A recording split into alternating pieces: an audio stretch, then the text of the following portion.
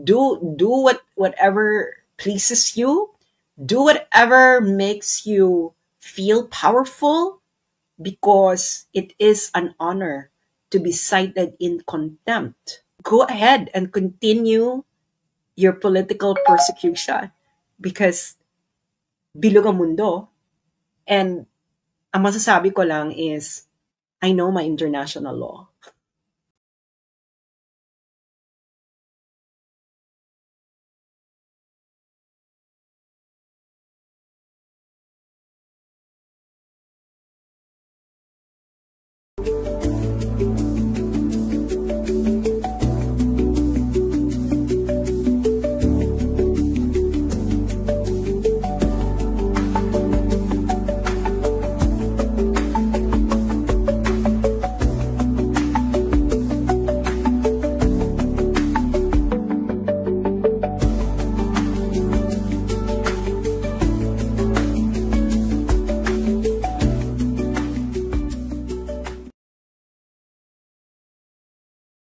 Hello, hello, hello, hello.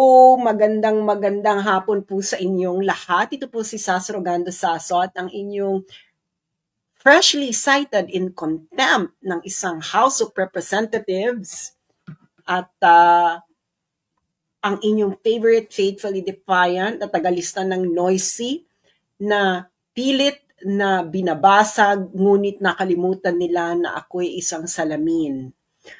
Pag binasag mo ang salamin, ito'y dumadami at nagiging mas tusok. Kaya paki-share na muna ito, at alam ko't marami nag-aabang sa inyo ng aking reaction video sa today's Kangaroo Court na naganap ngayon kanina, na isa na namang paglulustay ng pera ng taong bayan. Ito'y paglulustay ng pera ng taong bayan dahil wala naman itong patutuguhan. Ang ginawa nila dyan sa House of Representatives ay ang tinatawag na political persecution, or pinaka-eksakto, persecution on the account of an actual or imputed opinion. Okay? Again, it is persecution on the account of an actual or imputed opinion. Kaya paki-share muna ito, mga friends. And alam ko marami nag-aantay sa inyo ng ating reaction video. Kaya ito na, nasaan na kayo? Charot. So, sandali. Pero bago ang lahat, dahil alam nyo naman ang kanilang mga gustong balakin, patahimikin lahat ng vloggers, especially Duterte aligned, because this is all in connection to the preparation ng impeachment trial ni Inday Sara Duterte, because they would like to dominate social media. Okay? They would like to dominate social media, and hindi nila magawa-gawa dahil maingay, maraming noisy, kaya gusto nilang patahimikin ang mga noisy. Kaya now na, paki-screenshot ito, pwede nyong gawin ito mamaya, or bisitahin niyo yung website, kasi hindi ito nakokontrol ng algorithm, walang ganyan-ganyan, diretso ang aking content sa inyong email, walang magsisensor, wala pong makakapigil sa ating balitaktakan, dahil tayo lamang po ay nagpapahayag ng ating political opinion sa iba't ibang bagay. So, click share and paki-screenshot pa ito para po maging isa na kayo sa subscriber ng aking Substack na as of this moment ay may subscribers sa 164 countries in the world. So, paki-click ang share and paki-screenshot ito, at please subscribe. Importante ito dahil ito ay hindi na tayo masyado ban. Kung reader ko talaga kayo, it will go directly to your email. Ayan. So, ayan ang ating pag-uusapan ngayon ay ang nangyaring malinaw na persecution on the basis on the account of political opinion, imputed or actual. So, mga friends, so sinight na nga nila ako ng in contempt. As usual, that's all what you wanted to do, right? Kahit alam nyo nag-attend ako, kinik out nyo ako dahil for a flimsy excuse na bigla, na dati, sa hearings ninyo, yung Zoom, yung mga nakatira sa ibang bansa, nasa Zoom. Hindi ba? Maraming witness sa inyo, di ba? Tama ako? Sa mga Zoom meeting nila noon, mga nakaraan, ang mga nakatira sa iba nasa labas ng Pilipinas nasa Zoom. Tama, mali. Ito naman, contempt ka na, ma'am. Sa sinabi ko, paulit-ulit. So, kinik out nila ako because suddenly, hindi na siya for resource person. Anyway, highway, as you can see, no, kanina is may mga guests from the Meta dahil syempre, AFAM, hindi nila ma-cite in contempt. Pero if you're gonna look at the actuation, sabi nila, yes or no lang ang sagot, bakit evasive? Do you remember how many people that they cited in contempt? How many Filipinos they cited in contempt for exactly doing what Meta officials did earlier? Pag Pilipino, kayang-kaya nilang brasuhin. Kaya-kaya nilang dikdikin. Pero pag mga puti na, hindi nila kaya. Hindi ba? Hindi nila ma-contempt, di ba? Sabi na nga nila, evasive. Alam naman natin, pag may mga evasive noon, kino-contempt nila na mas madilis pa sa alas 4. So this is really an exercise on abuse of legislative power. This is what it is all about. If you're still not got, again, magkaiba ang dilat sa mulat. No? Yeah, they cited me in contempt. So what? No? That is just part of their political persecution agenda. And ang masasabi ko lang is go ahead, go ahead with your political persecution. This is what this is all about. Actually, itong hearing na to, no, mas dumami pa yung aking materials na aking gagamitin sa takdang panahon. Okay? Ano yung takdang panahon na yon? Well, sabihin ko na isa ito sa mga pieces of evidence. Pieces of evidence for something, no? But alam mo naman, iniipon-ipon natin. Siguro meron akong about 2 years worth of evidence for that big thing. Okay? Kung ano yon, hindi ko sabihin. I will not let them prepare for it. Feeling naman nila, napakakapangyarihan nila, hindi ba? Pero ito lang sasabihin ko sa inyo. I am under the protection of international law. Not the law of the country where I am, but international law. Sana alam nyo yan. Alam nyo ng DFA. Di ba? So, I am under the protection of international law because I am outside my country. I'm living outside my country and I'm not a citizen of this country. So, I am under the protection of international law. So, yung mga nag-aral dyan ng international law, siguro alam ninyo kung ano ang ibig kong sabihin. So, go ahead. And I think you just made everything clearer. Actually, kahit naman yung pieces of evidence that I have before are already clear. But this one, I thought that they couldn't get any worse. So, this one got worse. Okay. So, ngayon, ayan na yan, no? Go ahead.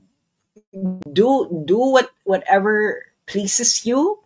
Do whatever makes you feel powerful, because it is an honor to be cited in contempt by a very corrupt House of Representatives. Uulitin ko. It is an honor to be cited in contempt by a very, very corrupt House of Representatives led by a very, very corrupt House Speaker. And basahin nyo na lang yung post ko earlier. Nandun yung sulat ko sa kanila. Ilang beses ko nang pinapadala yan sa kanila? 4 times. I think 5 or 4. I can't remember. 4 or 5 times. Read the content of my letter. Read it. Discuss it with your kainuman, etc. And now, you would see what kind of House of Representatives you have. Hindi ba? Kita-kita naman kanina eh. Hindi ba? And yun lang masasabi ko, you go ahead and continue your political persecution because bilog ang mundo. And ang masasabi ko lang is, I know my international law.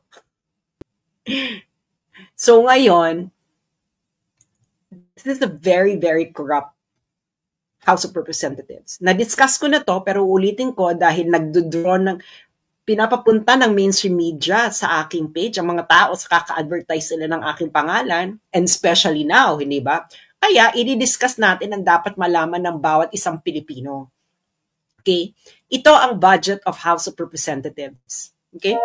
Budget of House of Representatives. I already discussed this before. So, anong mga sources ko nito? Ang sources ko nito is documents itself from the Senate. Okay? So, ang mga nakikita nyo dito, papaliwanag ko lang sa inyo ang budget cycle. Ang budget cycle kasi, so, yung House of Representatives, mag-a-approve sila ng version ng budget. Yung Senate naman, mag-a-approve din sila ng version ng budget. And then magkikita sila sa bicameral conference committee para i-reconcile yung budget kung magkaiba. Okay? So, sa normal na pagkakataon, ang reconciliation is either you will split the difference, okay? Or you will prepare one version over the other. Naintindihan niyo yan? Ibig sabihin ng splitting the difference, di ba? Pwede yung gagawin is pwede nyo na lang i-add yung dalawa, tapos kunin mo na lang yung average, and that's it. Or you prefer one version over the other. So what happened to the budget of House of Representatives under the House speakership of Martin Romualdez and this kind of people now pursuing political persecution of bloggers who are actually unveiling corruption in government and they're not doing anything about it. So, in 2023, the budget that the Philippine House of Representatives passed is 15.97 billion. And the budget that the Senate passed is 16 billion. Do you know how much the budget increased during the bicameral? Secret bicameral. It increased to 28 billion. That's a 75 increase than the Senate version. 28 billion.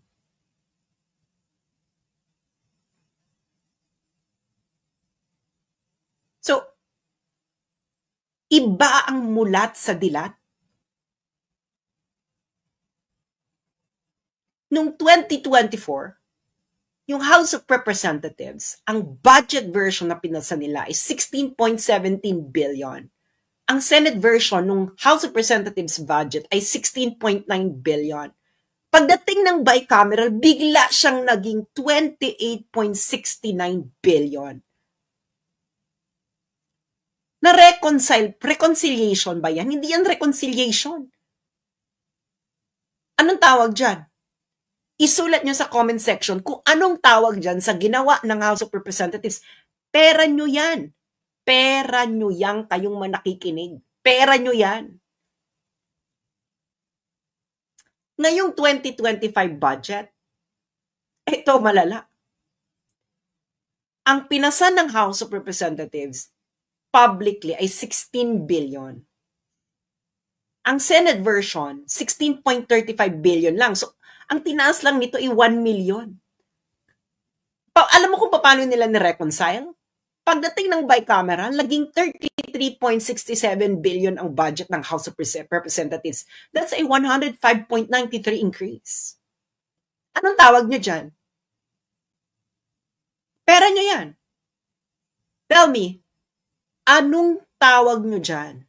And why are you letting these people get away with it? Eh yung mga snatcher nga, binubugbog. Eto, binibigyan nyo ng bilyong harap-harapan na. Tell me, what could justify na biglang lulobo yung budget mo ng 75%, 77% at 105% during the bicameral meeting? Eh hindi naman yung pinasa nyo nung nag-public deliberation. What is this called? At sinerch ko yung mga past House speakership, past Congress, ang available lang, hindi naman kasi ganun kagaling kaka-transparent ang record keeping ng ating legislative. Noong 2011, ang tinaas lang 13% under Feliciano Belmonte. Noong 2013, 8.53% lang tinaas under Feliciano Belmonte. Nung kay Pantaleon Alvarez, 0% ang tinaas ng budget ng House of Representatives during BICAM. Nung kay Gloria Arroyo, 0.08%. Kay Lord Alan Velasco, 12.86%. And then yung second speakership ni Lord Alan Velasco, 0%. Si Senator Alan Peter Cayetano po ay hindi po siya naging House Speaker during a budget cycle. Kaya wala siya dyan. Pagdating kay Martin Romualdez, naging 75.06%. Kaagad ang tinaas. 77.21%, 105.93%. Do you know how much ito? It's about 50 billion. 50. For 3 years, niregaluhan ng House of Representatives ang kanilang mga sarili ng about 50 billion pesos ng pera ng taong bayan, ng pera ninyo. 50 billion during BICAM. What exactly bakit bigla kayo niregaluhan nyo ang sarili nyo ng 50 billion during BICAM for the past 3 years? Why? Is this not corruption? This is corruption. Present this to foreigners. Kaibigan ninyong foreigners. Tell them, explain this to them. And then do a survey, foreigners. If they think that this is not corruption, that Martin Romualdez, House of Representatives, wasn't doing, if this is not massive, not just massive, but grave, karumal-dumal na kagutuman. And take note sa budget lang nila to. Hindi pa dito kasama yung AKAP, TUPAD, AIX. Hindi pa dito kasama yung sa mga DPWH contract. Tinanggal nila yung isa kong page, yung for the motherland. Kasi, bago nila tanggalin yun, I was exposing already DPWH contracts awarded to the companies owned by the families and relatives of the sitting congressman. Yung isa naka 1 billion. That's just a DPWH contract for just 1 year. Binura nila. Pinabangladesh yung page ko, yung for the motherland. Nandun yun Nandun lahat. So, tell me, that's why it's an honor to be cited in contempt by a corrupt institution, because it only proves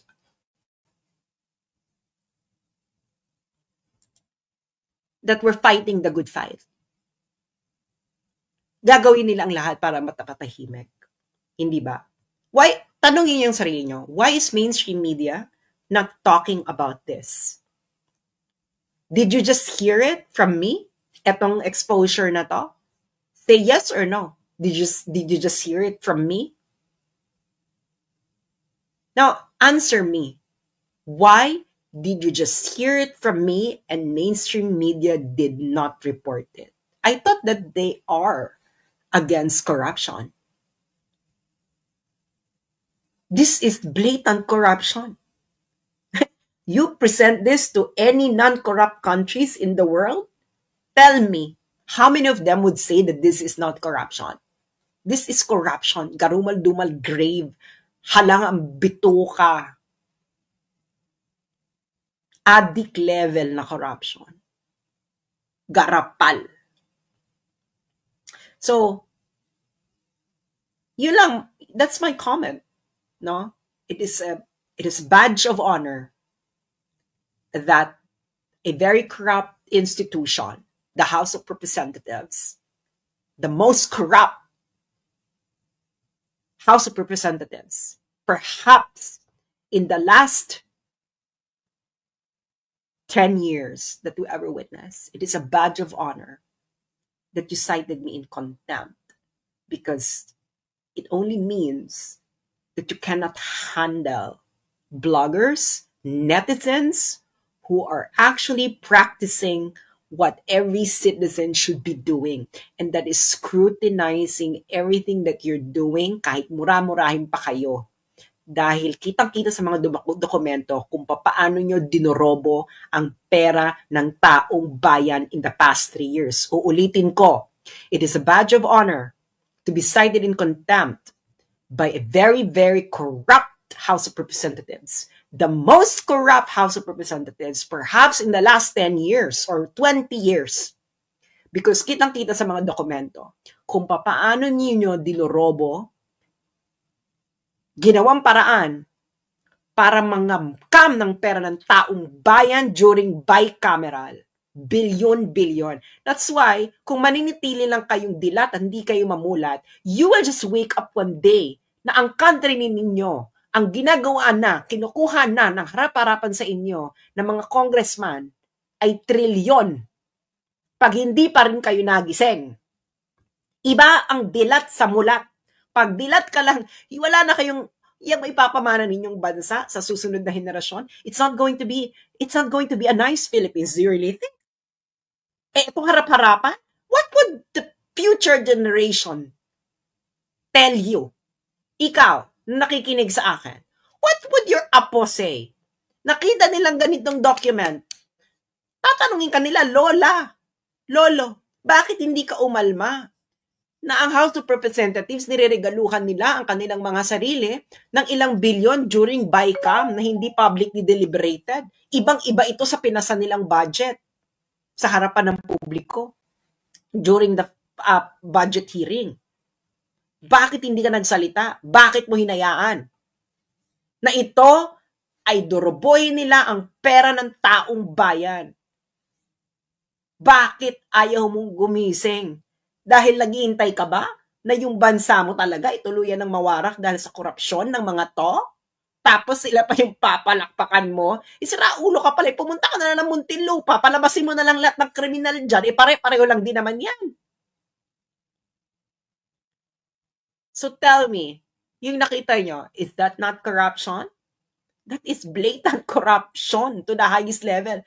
At budget lang nila yan, tinataasan nila. Budget pa lang nila yan. Nang ganun-ganun na lang. Hindi pa dyan kasama yung tupad, AIX, DPWH, etc. Kaya kawawa ang bayang Pilipinas. Kaya tingnan mo ang Pilipinas. Mukha ba yung bansa na hindi nangungurakot ang mga politiko? Tanungin nyo yung sarili ninyo. Lalo na yung mga nagtatravel sa ibang bansa, no?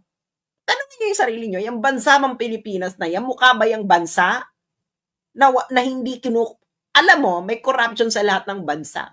Pero may mga bansa na pag napunta ka sa bansang yan, ramdam na ramdam mo na kinukurap ang pera ng taong bayan, at ang mga taong bayan, alam nilang kinukurap, ay walang gustong gawin para baguhin ito. That's why it's going to be a vicious cycle, and you will leave a Philippines to the future generation much worse than how we found it. Guaranteed yan. Guaranteed yan. Because they can get away with it without any consequences. Ang consequence lang nila social media. Nalalantad sa social media. That's their only consequence, and what they wanted to do, they want to silence social media because they want to cover up ang ginawa nilang pandorobo sa pera ng taong bayan in the last 3 years during the BICAM. And it's documented. I have all the documents. That's why it's a badge of honor that you cite me in contempt because what would I expect? I don't expect you, House of Representatives, to praise me for revealing how corrupt your institution is in the last 3 years. And that House Speaker, Martin Romualdez, is involved in a bribery case. Okada. 2 buwan pa lang siyang House Speaker. At ito ay nasa kaso. Ito ay nasa desisyon sa isang related na kaso sa Delaware Court sa United States. And you're not doing anything about it. Nakakahiya kayo. Nakakahiya kayo sa mga Pilipinong nagtatrabaho ngayon. Nakakahiya kayo sa mga Pilipinong ipapanganak pa lamang. So, iba ang mulat sa dilat. Ano ka sa dalawa? Dilat or mulat? Maraming salamat po at hanggang sa muli. Ito po si Sas Rogando Sasot, ang inyong faithfully defiant na tagalista ng Noisy na nagsasabing hindi pa tapos ang laban. Nag-uumpisa pa lang tayo.